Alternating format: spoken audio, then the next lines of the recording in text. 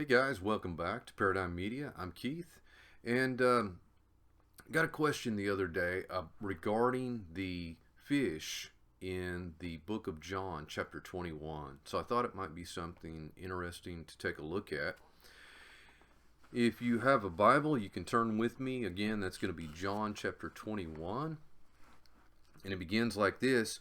After these things, Jesus or Yeshua showed himself again to the disciples at the Sea of Tiberias, and on this wise showed he himself. So again, the redundancy of the Hebrew and the Hebrew culture, very much Hebraic way of speaking. There were together Simon Peter and Thomas, called Didymus, and Nathanael of Cana in Galilee, and the sons of Zebedee, and the two others of his disciples. Simon Peter, or Shimon Kepha, said unto them, I go a-fishing. They say unto him, We also go with thee. They went forth and entered into a ship immediately, and that night they caught nothing. And so, to set the stage here of what's going on, Yeshua had been crucified a few days before, or very recently. I guess it was probably around a few days before. And Peter, these guys were pretty well disillusioned. They had literally laid down their lives to follow this man, this carpenter's son, Yeshua of Nazareth, or Yeshua, son of Joseph. And their dreams and their hopes had been shattered. And, what do you do? So he goes back to his former life. He goes back to doing what he did before, which was fishing or being a fisherman. That's what he had always done. And so he and the other guys just, what are you going to do? When everything falls apart, you tend to kind of go back to what you used to do. And so that's what they're doing. And it says here, they entered in the ship and they caught nothing all that night, in verse 3 of chapter 21. But when the morning was now come, Yeshua stood on the shore, and the disciples knew not that it was Yeshua. And so you'll see this, I don't want to go into great detail on it now, but this is a theme throughout Scripture of both identity theft and mistaken identity, and of people disguising their true identity until they reveal themselves. And so this happens with Yeshua here, which the pattern had already been set with Joseph and many other ones. But so he's on the shore there, and they don't know that it's him. And Yeshua said unto them, Children, have you any food? And they answered him, No. So they probably thought that he wanted something to eat and was asking if they had any food.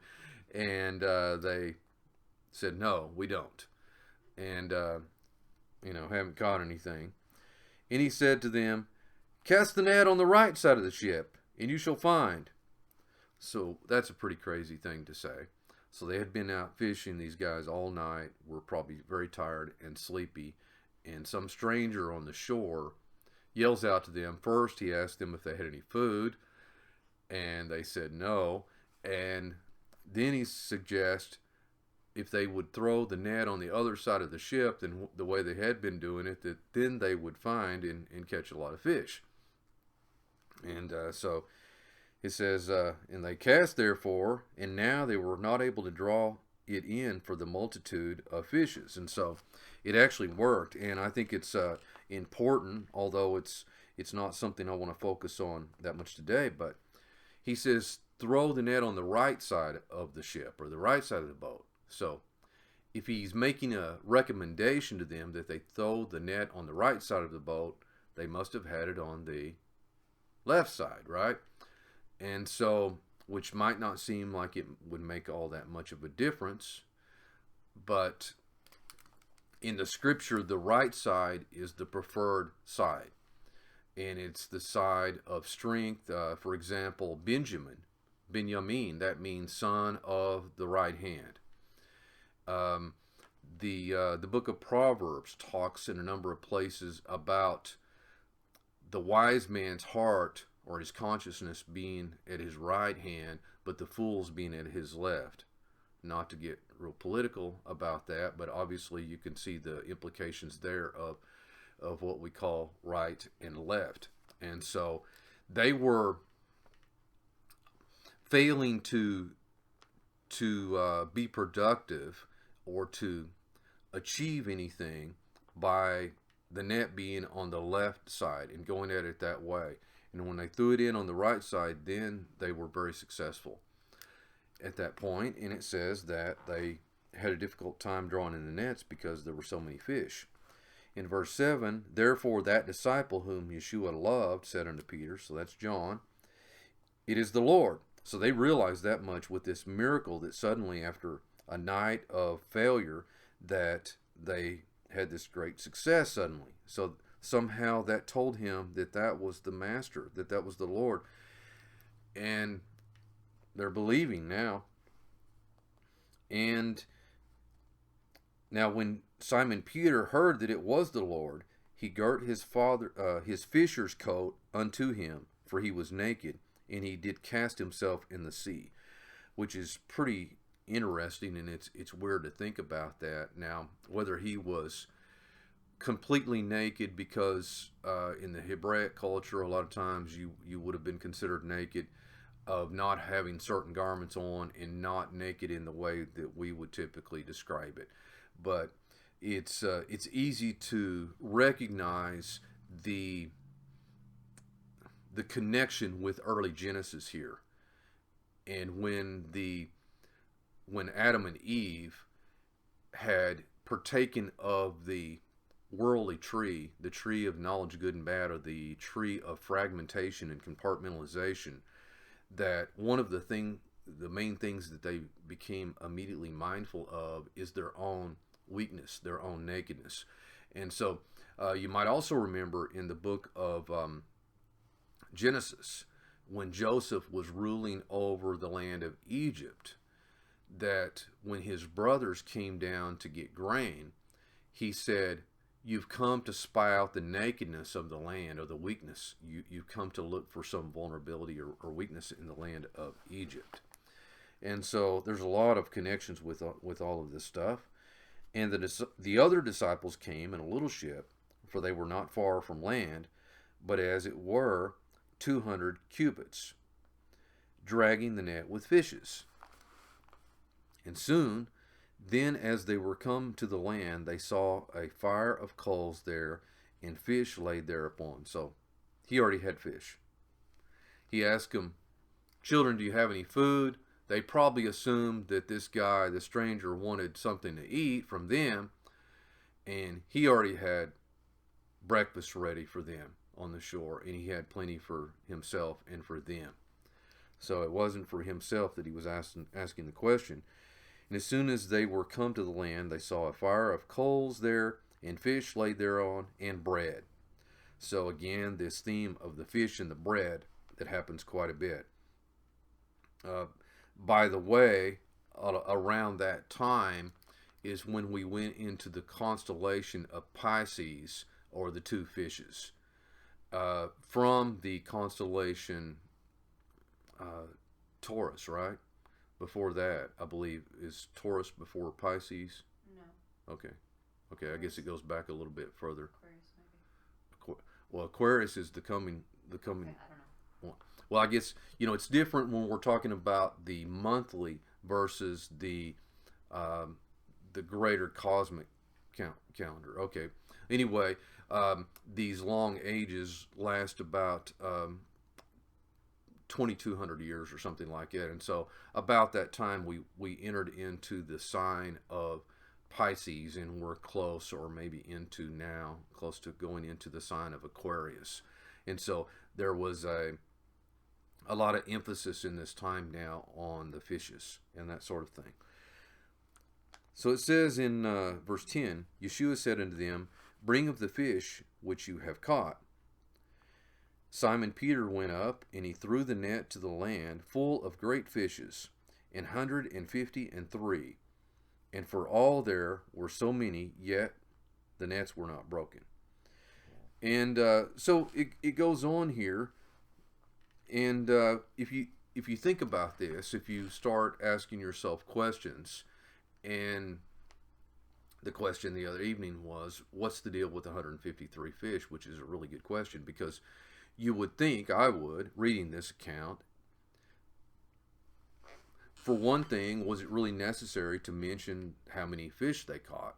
Because it said they caught an abundance of fish, and that's the kind of the point of it, right?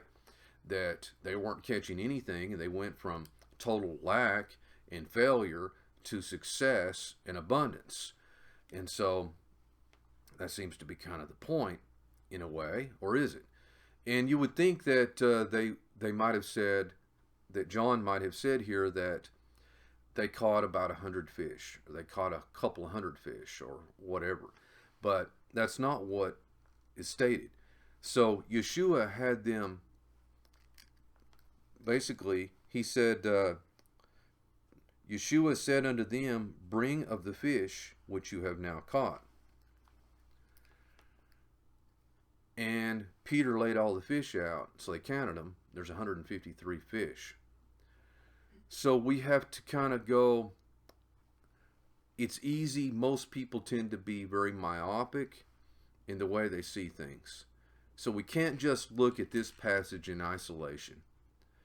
Yeah, we've got to look at its context and all that, but we have to look at it through a broader, more panoramic lens. And so let's start here in the book of Jeremiah, chapter 16. Jeremiah 16. Alrighty. And verse 16. Jeremiah 16:16. Jeremiah prophesied, and he said, behold, I will send for many fishers, saith the Lord, and they shall fish them. And after that I will send for many hunters, and that they shall hunt them from every mountain and from every hill and from out of the holes of the rocks. Okay, so who's the them? I mean, that's something I think that would be relevant, but it says that Jeremiah said, behold, I will send for many fishers, saith the Lord. Now, you're probably aware in Matthew chapter 4, verse 19, at the beginning of his ministry, and when he called forth his talmidim, his students, his disciples, he said, come follow me and I'll make you fishers of men. So are you beginning to see how the beginning and end are wedged within each other? That at Yeshua's resurrection, this same theme of being fishers of men connects with what started out. Ultimately, they are becoming, their destiny was just as he said from the very beginning, to be fishers of men. And he used their physical occupation as training, parabolic training for what they were going to be doing. I often refer to this, nearly everybody has seen The Karate Kid. And, it's been a long time since I've seen it, but and when I mention it to people, most people say, well, I don't really remember much about it. All I remember is the wax on, wax off. Well, that's all you've got to really remember for this illustration. Because if you do remember, Mr. Miyagi, the teacher, they had made a deal with Daniel's son, that he was going to teach him karate. And so that was the agreement. And instead, he had Ralph Macchio playing Daniel out waxing his cars and painting his fences and stuff. And Mr. Miyagi was very specific in how they were to, how he wanted it all done. And he was just, waxing however he wanted. And he'd say, no, wax on, wax off, wax on, wax off. And he wanted him waxing it in a certain way, and he kept having him do it over and over. And then he would have him paint the fence, and he would just be, he's like, no. And he'd say, paint the fence, and he would have him do it a certain way. And then one day, the kid just totally had enough, was tired, dirty, and exhausted, and felt like he was being totally manipulated and used by this old man. And the man threw a punch at him. And as soon as he did, Daniel, Ralph Macchio, blocked the punch, and then he did something else. And what he realized is that at that moment, that all of this stuff that he thought was just vain, that he thought was nothing, of waxing a car and painting a fence, was actually training, developing his muscle memory to where it was built into his unconscious mind, and now he just automatically reacted with that training, that he didn't realize that all of that stuff was his training.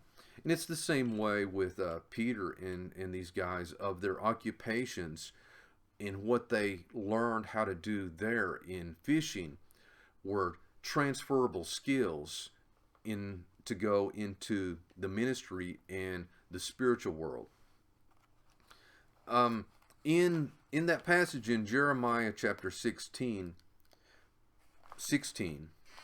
I want to mention something about it, because who are the ones that are being fished? I think that's a valid point. And when you look at Jeremiah 16, I'm going to back up from just a little bit earlier, before it gets to I'm going to send these fishers. Who do you send fishers for? For fish, right? Now let's back up a few verses ahead of that. And it says, in fact, just in verse 14, to set the stage here, what's going on, it's talking about that the Israelites, and it's going to, I don't have time to totally go into this study right now with you, but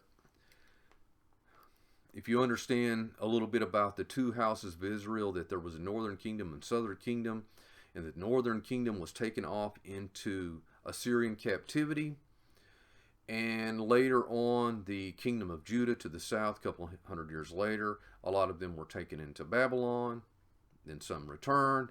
Anyway, these people ended up being scattered all over the place, and especially after 70 AD, when the second temple was destroyed by Titus and the Romans, that we see that there's again a great scattered in persecution, and people end up being moved all over the world and lose their identity, their language, their customs, and everything. And basically a lot of this is prophesied here. But it says in verse 14, therefore behold, the days come, saith the Lord, that it shall no more be said, the Lord lives, who brought up the children of Israel out of the land of Egypt. But the Lord lives, that brought up the children of Israel from the land of the north, and from all the lands whither he had driven them, and he will bring them again into their land that I have given to their fathers. Behold, I will send for many fishers. The very thing right above sending for the fishers is, it says that there will come a time in the future that, as much as the Bible repeats about the Lord who brought us up out of the land of Egypt, it says that people won't even really say that anymore, that they will no longer say,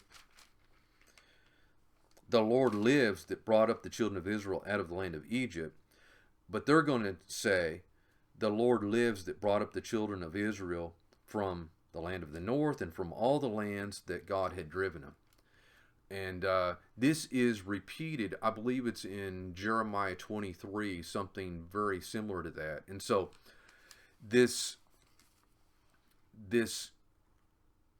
more broader, or what simple people refer to as greater Exodus, is going to be on such a grand scale that it will dwarf the miraculous nature of being taken out of one nation by God into gathering his people out of all the nations that they've been scattered. And he's going to do it, it says, by sending fishers and sending hunters, is how he's going to gather them out. Now, if you go to the book of Genesis chapter 48, we will see Jacob / Israel blessing Joseph and his two sons, Ephraim and Manasseh.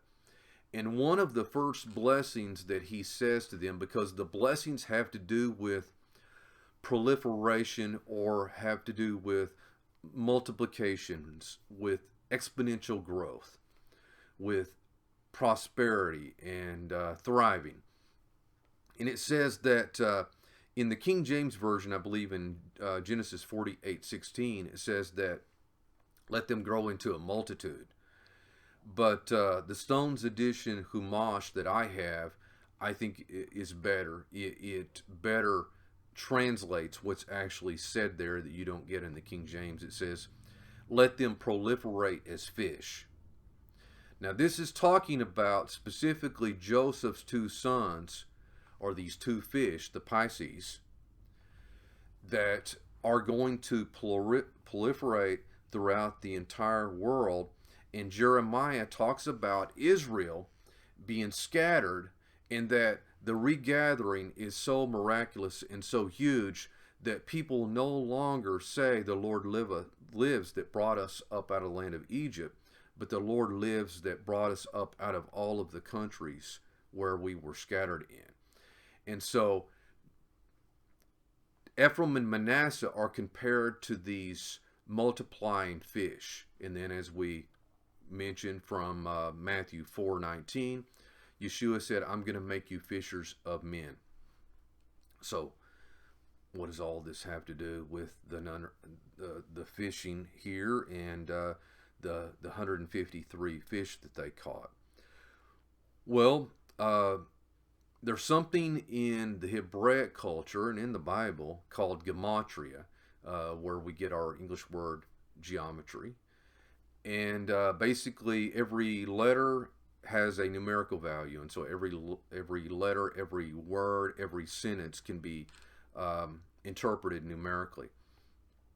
And so all of these numbers in the Bible mean things. And so the 153, again, it's not accidental. It's not just some superfluous detail that was added in. They could have just generalized. He could have and said they caught a couple of hundred fish or 100 fish or a lot of fish, but he says they caught 153 fish.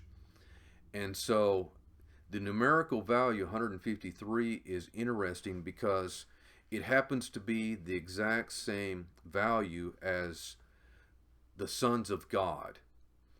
In John, again, chapter 1, it says in John 1:12, it says, as many as received him, that is, received Yeshua the Messiah, gave he power to become the sons of God. And so the sons of God, the first time that phrase appears is in Genesis chapter 6, where it says, and it came to pass as men began to multiply upon the face of the earth, that the sons of God, the Benah Elohim, saw that the daughters of men were fair or pretty and took them wives as many as they chose. And they ended up producing these hybrid giant beings and this sort of thing. But that phrase, Benah Elohim, the sons of God, has numerical value of 153. And so this is another object lesson. Every miracle that Yeshua did had different levels to it. The miracles themselves, although they were real, were parabolic in that they were illustrative of a broader spiritual truth that he used. He used all of these things to try to teach his disciples. By the way, another word or name that has this same gematria is the name Bezalel. Bezalel was the head artisan that helped not only construct but taught other people how to work on the Mishkan or tabernacle in the book of Exodus. And it says that Bezalel and Aholiab were put over the work, and that he's the first guy that it specifically mentions was given the Spirit of God, the Spirit of wisdom, understanding, and knowledge to know how to do all of these things. And so I think that is pretty interesting, that the head artist that was tasked with creating a space-time, an interface for the people to come together and connect with the God of heaven, has numerical value of 153. And so that's sort of what the disciples were doing, that were becoming the fishers of men. They're fishing these lost fish that had been scattered throughout all of the earth and even lost their identity. You remember what Yeshua said to the lady who wanted healing for her daughter that was possessed of a devil. One of the first things that he said, I didn't come for the dogs. I came only for the lost sheep of the house of Israel. And so that was one of the main missions of the Messiah, was to go after and retrieve these lost sheep of the house of Israel.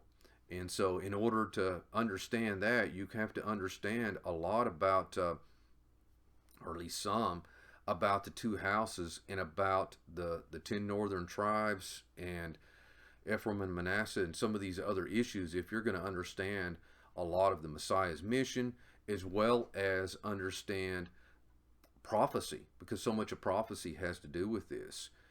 And well, even when this was understood by the religious leaders, when Yeshua said, I go away, and where I go you won't be able to find me. And they said, where will he go? They said, will he now go among the dispersed and will he now go to the Gentiles and preach or teach the dispersed that are among the Gentiles? They knew this, that there were the Israelites they're saying, will this rabbi now go venture out, now that he started mainly here in this area of Jerusalem and the Galilee area, will he now expand his ministry and begin to retrieve the lost sheep of the house of Israel, essentially? Because practicing Jews realize that that's something the Messiah must do. I've been reading through the book of Isaiah lately. So much of the book of Isaiah is about the Messiah gathering these lost sheep of the house of Israel, with various imagery and various terminology and various metaphoric language there. And just FYI, some of you might be thinking, well, what in the world is he talking about with this gematria and numerical value? Is he talking about numerology? And isn't numerology bad? I heard numerology was of the devil. We've got to move past Bobby Boucher theology and past the mama said and pastor said, and we've got to see what God said and what the scriptures say, and not just default to our own inherited superstition and that sort of thing. I know that anything can be abused, and there is, I mentioned astrology earlier, and there are, not all of this stuff is kosher of what we see around. There's a lot of astrological stuff that is not kosher, and I'm sure there's a lot of numerology stuff that is not kosher as well. But those things are throughout the Bible. There is many people say it all the time. They say, I don't know entirely where they get it, but everybody says the devil can't create anything. He can only counterfeit things. Well, I don't know if he can create things.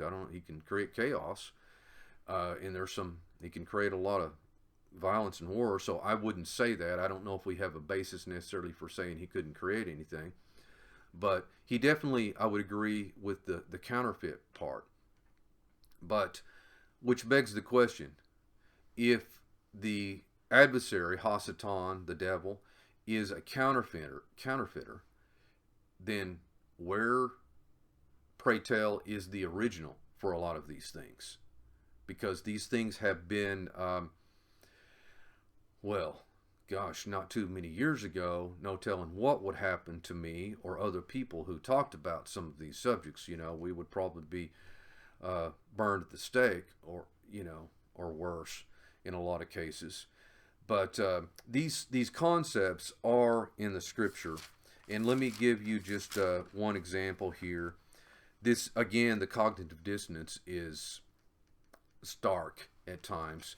the book of Revelation. A lot of people who might get very uneasy about me talking about subjects like gematria,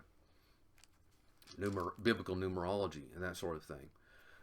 I'm sorry, I've got news for you that numbers mean things, and a lot of people even know this. A lot of people that speak against numerology talk about how 7 is God's number and this sort of thing.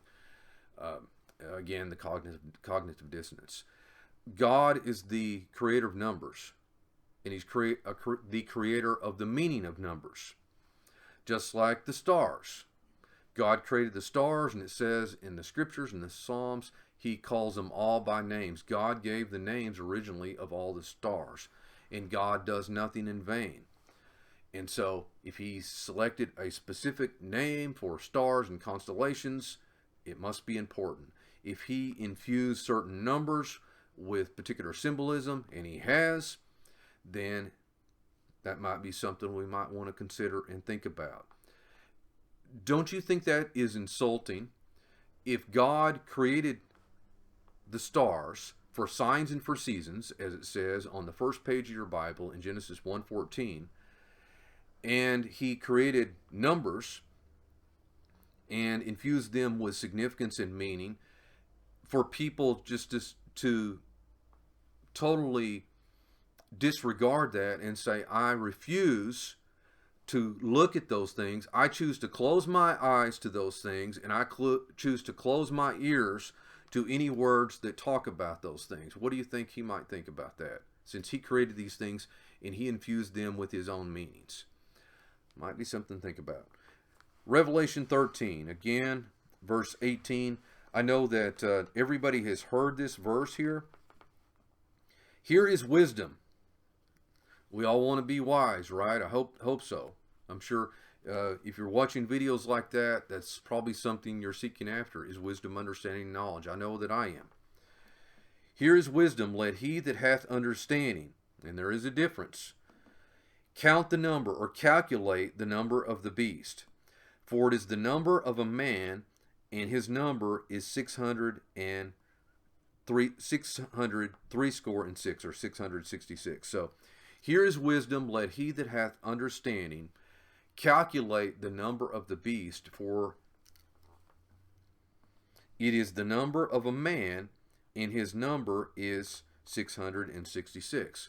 So, do you want to be a wise and understanding person, or wise, discerning person? Because it's the wise and discerning person who knows how to do this. It's the wise and understanding / discerning, because that's what that means. The wise and understanding person, John presumes that there will be people of wisdom and understanding that know how to do this, that know how to calculate the number of the beast, just like it says here. How are you going to do that if you don't understand gematria and you don't know the numerical value of letters and words and that sort of thing? By the way, it's kind of interesting. I didn't even intend on talking about the number of the beast or the mark of the beast or any of that kind of stuff. And again, all those things are distinct. There's an image of the beast, there's the mark of the beast, and there's the number of the beast. It's not all the same thing. There's these things are enumerated and parsed out for reasons. But lost my train of thought there on the mark of the beast. Oh, one of the Hebrew words that has numerical value of 666, I think is interesting, is the Hebrew word satur. I believe that is spelled with the sheen, the tet, and the, let's see, I'm sorry, I'm doing this in my head. It doesn't really matter. But satur means hidden or secret. And I think that's kind of interesting. In other words, something concealed has numerical value of 666. And maybe sometime Julie and I can do a video, go into more depth on the subject of the number of the beast, the mark of the beast, and his image, and some of these things, because I think you might find the subject interesting. I'm sure a lot of you would. Anyhow, I hope that you guys have enjoyed it and gotten something out of it. And I hope that maybe it added some richness and clarity to this passage in John chapter 21, and hopefully other passages too. When you read this next time and see that they caught 153 fish, know that that's significant and that's important. And just how they started out as being fishermen, and Yeshua said that I'm going to make you fishers of men, that it all comes full circle, and that he is showing them how they are going to fish the sons of God out of the sea of humanity, the Banaha Elohim, the sons of God out of the sea of humanity. Thanks again very much for checking out the video today. I hope you'll check out some of the other stuff. Be sure and like and subscribe, and hit the notification button, and also post in your comments down below subject matter that you would like to see us address in the future. Thank you very much, and we'll see you soon, I hope. Hey, if you like this video, please click like and subscribe to be notified whenever we release new content, and to help other people find us out there on the vast plains of YouTube land. If you have a question or a topic you'd like for us to do a video about, just leave it in the comments below. Thanks so much for watching. Later, y'all.